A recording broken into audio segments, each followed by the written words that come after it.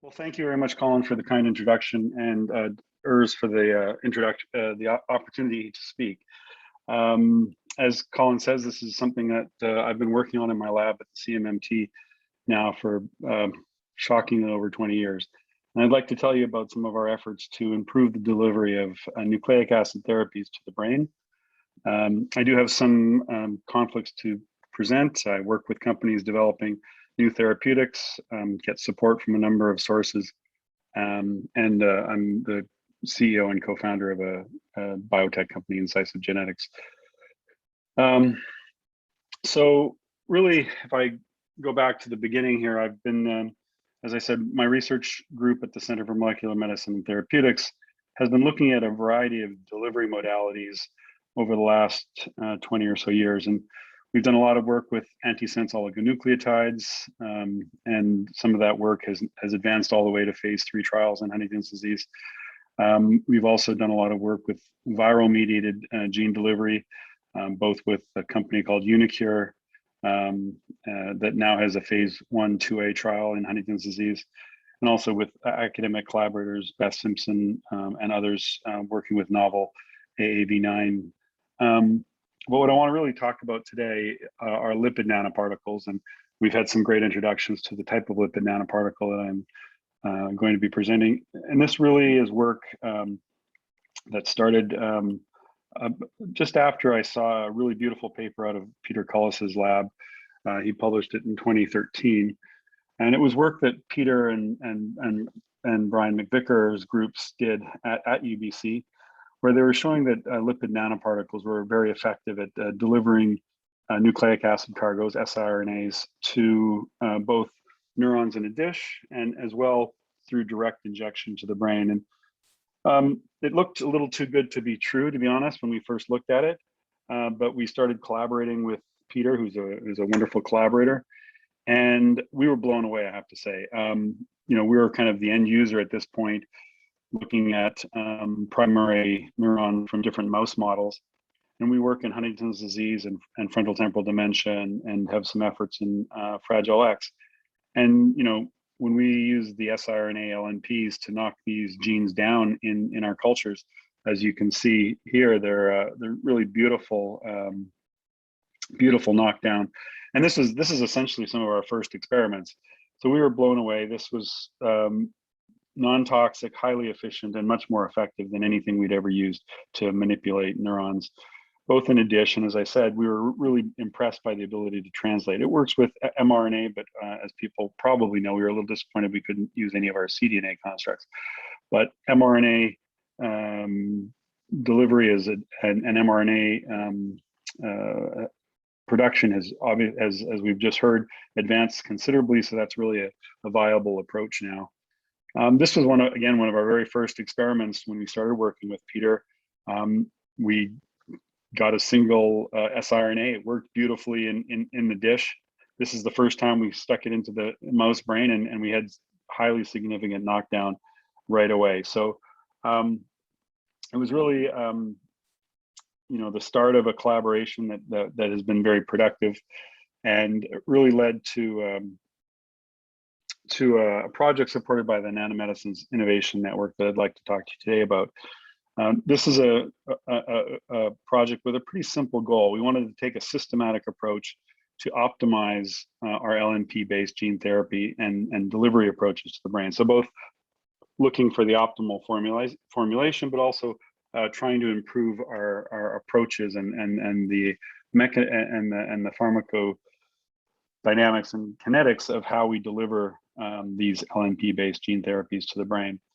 And so this is a project that has really, all the work I'm going to be presenting is done by a brilliant young graduate student, Sarah Thompson, and coordinated, and also some of the work done by an excellent postdoc research associate, former postdoc and research associate of my lab, Terry Petkow, ably assisted by our collaborators, Peter Cullis and Jay Kulkarni, who also for part of this time was a shared postdoc in my lab.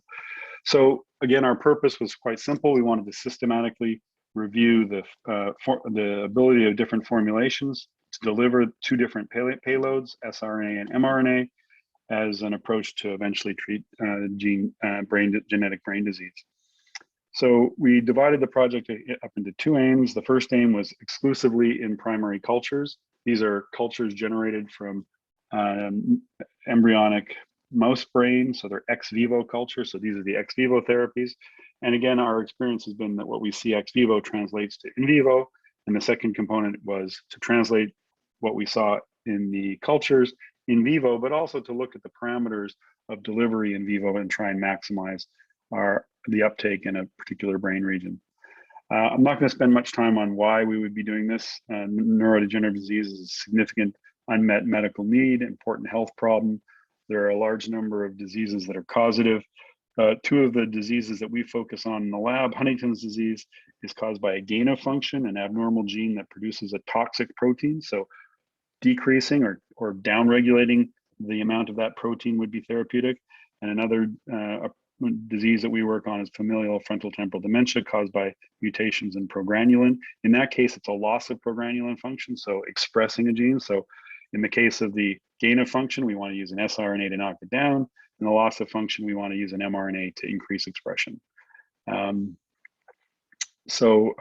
we've heard, many of the current approaches to genetic brain therapy have significant limitations.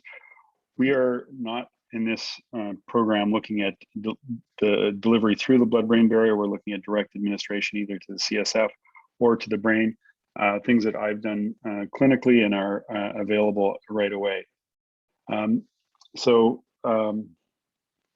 This is just a picture of one of our primary neuronal cultures from E18 mouse brain. And you can see that here transfection by lipid nanoparticles that turn the neurons red. Almost all the healthy neurons with processes in this culture have been transduced with a red fluorescent protein. And really, I just have to say, I feel that this is an area, and non-viral delivery of genetic therapies is really an area where we're likely to see the greatest advances in the treatment of brain diseases in the future. So this was the program that we set out to do.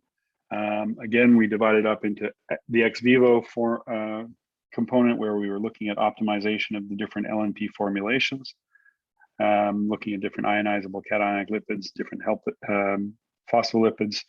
The second component is to take those formulations in vivo into the living brain and look at how we can improve the delivery and the dynamics based on delivery parameters. All of this, of course, is setting the stage for manipulating disease genes in the next phase of this development.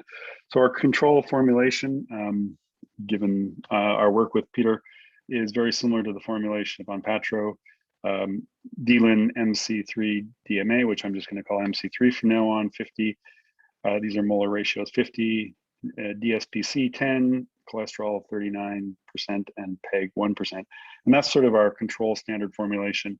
And that worked really well to begin with. And we used it initially both for our siRNA and our mRNA cargo delivery. We had to develop an assay to do this. And this is sort of our screening strategy. We started out with our primary cortical neurons and our base composition, modified the ionizable cationic lipids, looked at multiple cationic lipids, assessed their efficacy in our assays, affect their toxicity in additional assays. And then we also looked at modifications of the various different phospholipids. And through all that, our goal was to come up with candidates for in vivo testing. We had two different reporter systems for our screening. For the siRNA, we used GFP expressing, so green fluorescent protein expressing primary neurons. These are generated from a mouse that is a transgenic. All the cells in the mouse express GFP. So in this case, we're using an siRNA to knock down the GFP, and we used RT-qPCR for quantification of the amount of knockdown and expression. For the mRNA, where we're expressing a gene, we use a luciferase reporter, and the amount of luciferase luminescence was the output for the mRNA screens. So I'm going to start with some of the results from our siRNA screens. And as I said, our baseline formulation was highly effective and very safe. This is just an example of a dose response. We really had to back off to the lowest dose that we tried, where we got about 50% expression of GFP in cells in the dish, and very high levels of toxicity. Very high levels of safety, little toxicity, or little to no toxicity, really. And so we would have some room to see improvement with our different formulations. So we started to look at different formulations. The first thing we looked at was changing the ionizable cationic lipid, keeping everything else constant. MC3 certainly appeared to outperform dogma in this initial screen. We looked at whether different combinations of phospholipids with those ionizable cationic lipids, DSPC as our standard. We looked at DOPC, DOPE, DOPE, and DOPG. And we were actually quite surprised that we were actually expecting, we had such good results with the MC3 DSPC. We didn't expect to see a dramatic improvement, but clearly we saw a much better knockdown even at this very low dose with the DOPG MC3 formulation. We saw a similar effect of phospholipids in the in both, but clearly MC3 DOPG was the winner.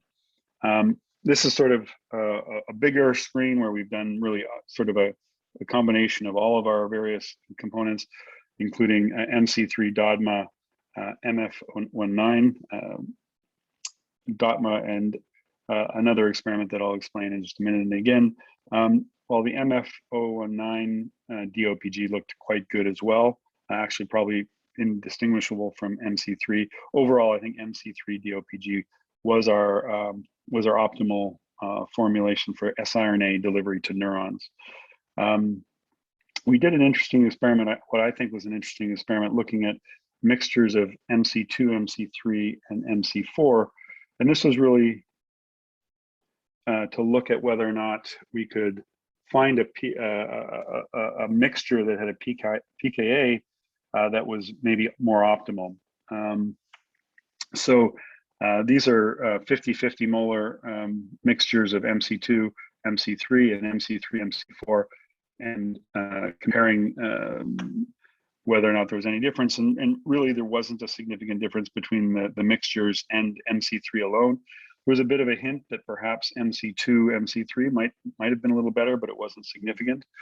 And we didn't see any really major effects on toxicity. So we're still moving forward with MC3 as our primary MC3, or as shown here, MF019 with DOPG as the primary mixtures as our optimal compositions for siRNA. So then just moving over to the mRNA, this is our standard stock formulation of the lipid nanoparticles, now expressing luciferase mRNA. And we had to choose a slightly higher dose. These aren't quite as efficient with mRNA that had acceptable toxicity.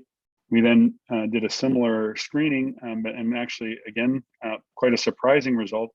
We found in this case that switching from the MC3 to the DODMA as our ionizable cationic lipid had a dramatic difference in the efficiency of mRNA expression. So really very different from what we saw with siRNA. This is where we've done a similar phospholipid screen. And again, the combination of different phospholipids with the ionizable cationic lipid did make a difference. And surprisingly, again, in this case, it was DOPE in combination with DODMA that was our optimal formulation for mRNA expression. We also looked at the various combinations of MC2, 3, and MC4, and really didn't see anything that was better than MC3 at all. So further studies, we might try and fine tune this, probably more for the siRNA, where it looked like there might have been a slight benefit for MC2, MC3, and maybe look at a formulation that is 1/4 MC2 and 3/4 MC3 or something equivalent, or look at, varying see if we can come up with a combination that has a slightly improved delivery. But all in all, we were very impressed with with the ability of these LNPs to deliver in our ex vivo models. We were surprised that LNP composition had such a significant impact on the efficacy of the two different formulations that certainly we don't feel that one formulation fits all, and that we want to probably optimize our formulations for different cargos, and certainly for siRNA versus mRNA cargos. So again, our best formulation for the siRNA work was the MC3-DOPG, and our best formulation for the mRNA was actually DODMA and DOPE in this setting. So moving to the LNP dynamics and the in vivo work, here we are doing direct intrastriatal injections. We've also done injections into the CSF. In this case, this is a way of delivering these therapies directly to brain regions affected by a pathology. This is actually the approach moving forward with gene therapy for Huntington's disease and a number of other disorders. So it's highly, it is clinically viable. But we wanted to look at a number of variables in these experiments. And unfortunately, we were a little bit held back by, set back by COVID-19, but we have been able to begin to move forward with this, looking at a number of variables: the volume of the injection, the dose of the mRNA and the LNPs, and then also how long after the collection time points. And we've got some information moving forward. I'm just going to present information using our optimized formulation for mRNA.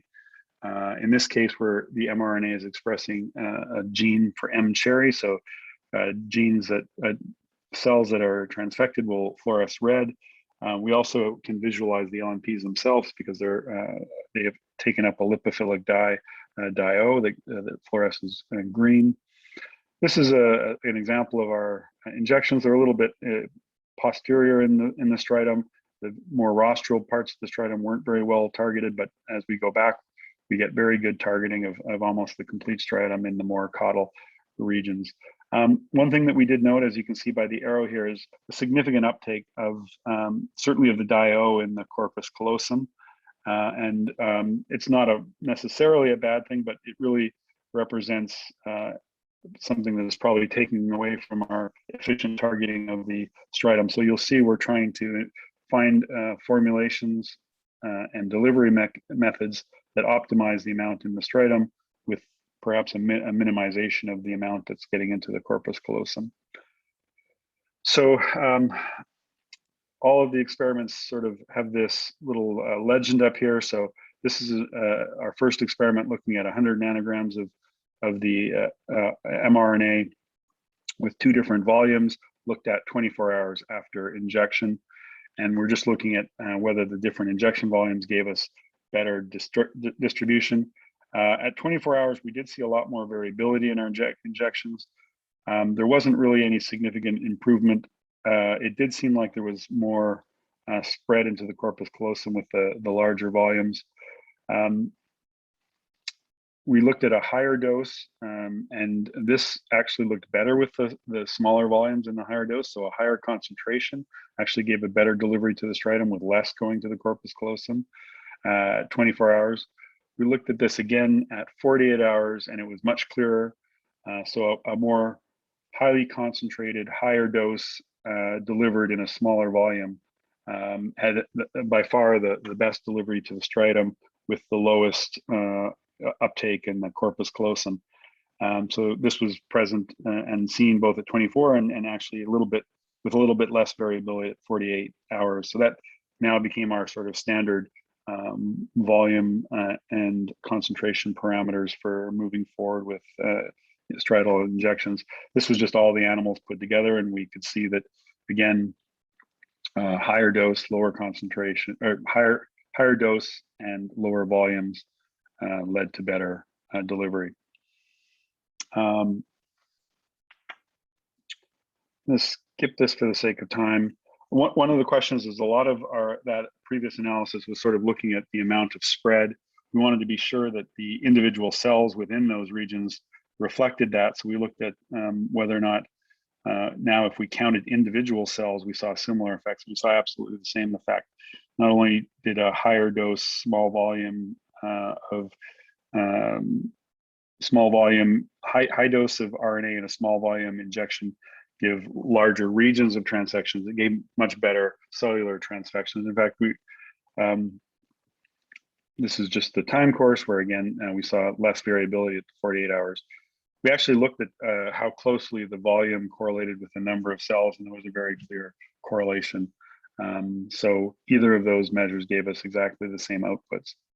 So that is where we've gotten to in the program so far. We've used our ex vivo screening system to identify LNP compositions that are either optimized for siRNA or optimized for mRNA. We've now been moving in vivo, and I presented some of the data looking at mRNA expression that suggests ways of optimizing distribution in the striatum, both a higher RNA concentration in the LNPs, but also more concentrated, lower volume improves the delivery and the cellular transfection. We're planning to do some comparisons to ensure that the highly effective formulations in our ex vivo model do translate. So far we've only looked at really highly efficient formulations. We want to compare that to some of the less efficient to see whether our in vivo data correlates as a way of checking our system. And we also want to look at whether there are any differences in the way that the siRNA LNPs behave compared to the mRNA. And so our goal once we finish this, of course, is not to be expressing fluorescent proteins or knocking down fluorescent proteins, but it's really to optimize this platform as a means of targeting disease genes. And really that's where the next steps for this program are. We'll be adapting these into animal models. So again, we can generate primary neuronal cultures from the animal models that we have for both frontal temporal dementia and for Huntington's disease, and translate this into in vivo therapies. So at that, I'd like to start by thanking first Sarah Thompson, who really did much of all of the ex vivo work and much of the background work and generated many of these slides. Terry Petkow, who did the in vivo work in my lab, other members of my lab, our collaborators, Peter and Jay, Don as well, and Jerry, who have been incredibly helpful in making all the lipid nanoparticles for us. Other collaborators, Dr. Weissman, providing reagents, our funders, and thank you for your time and for listening. Happy to answer any questions. Thank you, Blair. That's a great presentation, and it's really exciting to see this stuff move forward. Maybe I'll just ask a first question. What do you see as the biggest challenges going forward, as you say, treating diseases of the brain? What do you think the biggest challenge will be? Well, the easy answer is delivery, because that's what we're all working on. I mean, I think our mRNA work and our siRNA work is very exciting, but I think both you and I are really interested in targeting the DNA rather than either the protein or the mRNA, and ultimately moving to more permanent cures for these brain diseases. I think I'm very excited about the non-viral lipid nanoparticle mediated approaches to delivering gene editing to the brain. I think that's a really exciting area, and that's the focus of Incisive Genetics, the company that's spun out of my lab. Yeah. So I'm very excited about the opportunities in that space. We are very interested in systemic delivery and how to increase the uptake in the brain. I think there are some very exciting programs there where we're collaborating with a group from Brigham and Women's and Mass General, looking at focused micro bubble delivery, focused ultrasound and micro bubble delivery of lipid nanoparticles. That's just getting off the ground, but I'm quite excited about the opportunities there. But I do think that we can effectively bypass the blood-brain barrier, and the current programs, certainly in Huntington's disease, are doing that either through injection into the CSF or direct into parenchymal injection. So I think those programs and those approaches will be the first ones to get into the clinic. But I do think that other approaches that are allowing us to deliver things systemically and get them into the brain will follow hopefully very quickly afterwards. Okay, Great, great. I have just a few questions here, a few technical ones. One is, what is the rate of injection in these brains? You're injecting like half a microliter. Yeah, excellent question. So it's the same rate for the half for the two volumes. So in one case, the volume went in over at a faster rate than the other. I believe it's over 3 minutes. I think I apologize. I can't remember the exact speed, but I believe it's over 3 minutes. So the needle is placed into the striatum. It's allowed to the needle is held in place for a period of time to allow hopefully the brain tissue to close off as much as possible. After it's been in situ for a minute, I believe it's injected over a 3 to 5 minute period. I can't remember the exact number. I apologize. And then it's left in situ for another at least minute or so, and then slowly withdrawn. There are when we move to larger animals, convection enhanced delivery is another way that direct intraparenchymal injections are done. It's not really required in mice, but certainly for our preclinical work, we needed to optimize the approach in mice. That's actually one of the questions from Dr. Hafferly here. He's asking, would experiments in larger animals make targeted delivery easier and the results clearer? It's certainly an important phase in the preclinical development of any therapeutic, and we've done that with other modalities already, and sometimes the move from mouse to say non-human primates can be very difficult. Certainly, when we found that our work with AAV, we could get some really beautiful, really remarkable results in mouse. But for the most part, I would say that the translation to non-human primates hasn't been as successful. I do think that that's an important step. But one of the problems, of course, is you need large animal models that have the disease gene, ideally the human disease gene, that you can modulate.